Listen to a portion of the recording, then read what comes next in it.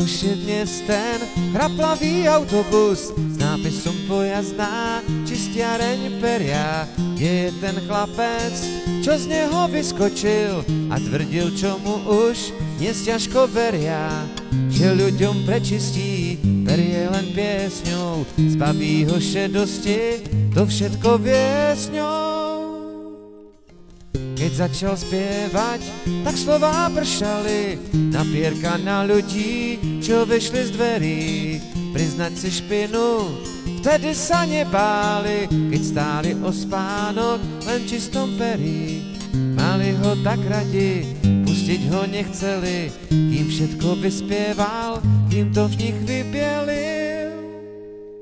Prečo zanikla dobrá firma, pojazdná čistiareň peria? Zanikla dobrá firma, pojazdná čistiareň peria.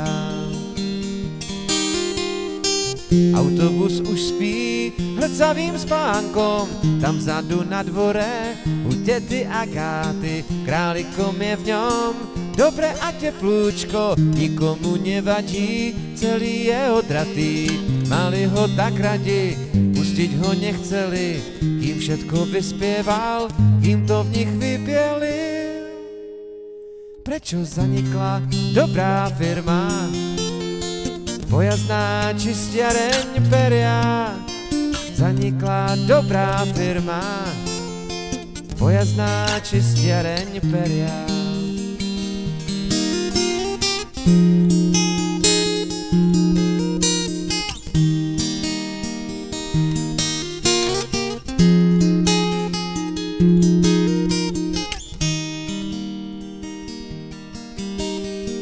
Dnes ľuďom čistia pierka už chemicky, a keď to nejde, tak potom inak.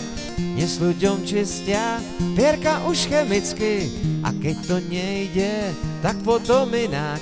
Zanikla dobrá firma, pojazdná čistiareň peria. Zanikla dobrá firma, pojazdná čistiareň peria.